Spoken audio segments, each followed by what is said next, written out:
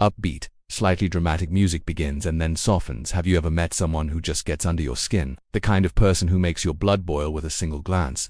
Well, that was Olivia and Noah. It all started with an argument, the kind that rings in your ears long after it's over, loud, sharp, unforgettable.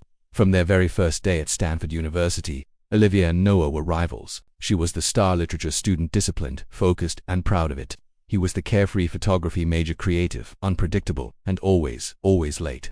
To say they couldn't stand each other would be an understatement. Every single group project they were forced into became a battlefield. Every conversation a heated debate. When Olivia spoke, Noah would roll his eyes. When Noah smiled, Olivia would sigh in pure irritation. Their friends used to joke about it, calling them fire and ice, always clashing, never mixing.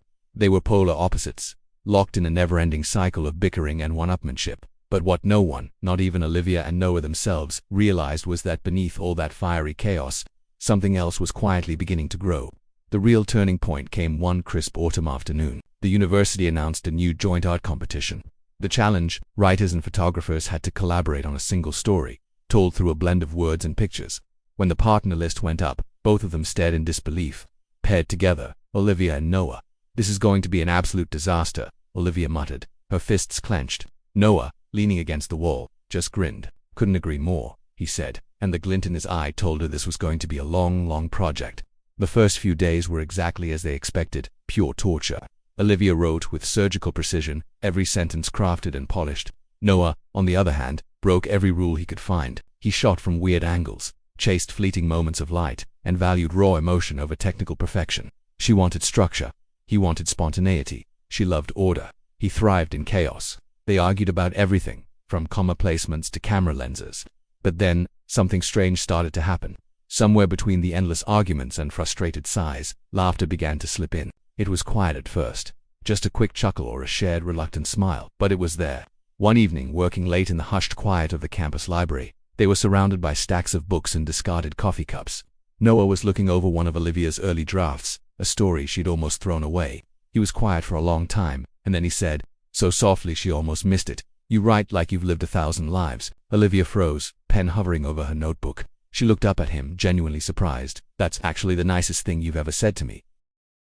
He let out a short laugh, shaking his head. "Don't get used to it." But the ice had been broken. That night, for the first time, they just talked. Not as rivals, but as people.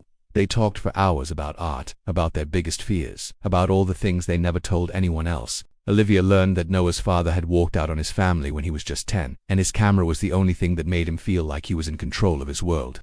And Noah learned that Olivia, the seemingly perfect student, had spent her entire life trying to prove she was enough to her demanding parents, to her intimidating professors, and most of all, to herself.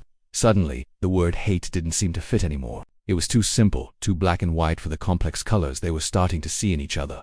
Weeks flew by. Their project started to take shape, evolving into something neither of them could have created alone. It became a story about two people who saw the world in completely different ways but found unexpected beauty in each other's perspective.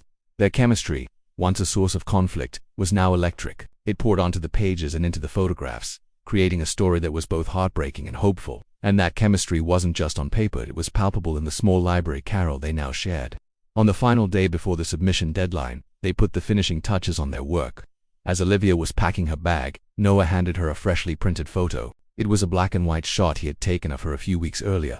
Sitting by the library window, lost in thought, a faint smile on her lips. At the bottom, in his messy handwriting, he had written, "For the girl who taught me how to see the world through words." Olivia stared at it, her fingers tracing the inscription. Her heart was doing something wild in her chest, a frantic, trembling rhythm she couldn't control. The next morning at the award ceremony, the hall was buzzing with excitement. When the winners were announced, their names were called for first place. The applause was deafening, but in the space between them, as they stood on the stage, the silence was even louder. It was a silence full of things unsaid, full of a feeling that neither of them was quite ready to admit, even to themselves. After the ceremony, as the crowd started to thin out, Noah turned to her, a nervous energy about him. "You know," he started, scratching the back of his neck, "I think I might actually miss fighting with you." Olivia looked at him, and for the first time, she let a real, unguarded smile spread across her face. "Who says we have to stop?"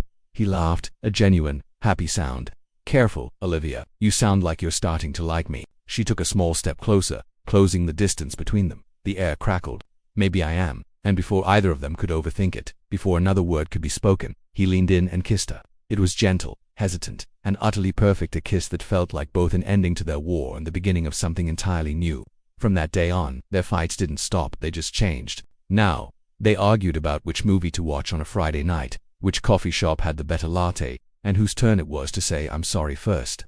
They still drove each other crazy, in all the best and worst ways. But now, they couldn't imagine a single day of their lives without each other, because sometimes, the person you think you hate the most turns out to be the one you can't live without. Thank you so much for watching. If you enjoyed this story, don't forget to hit that like button, subscribe to the channel, and ring the bell so you never miss another one. See you next time.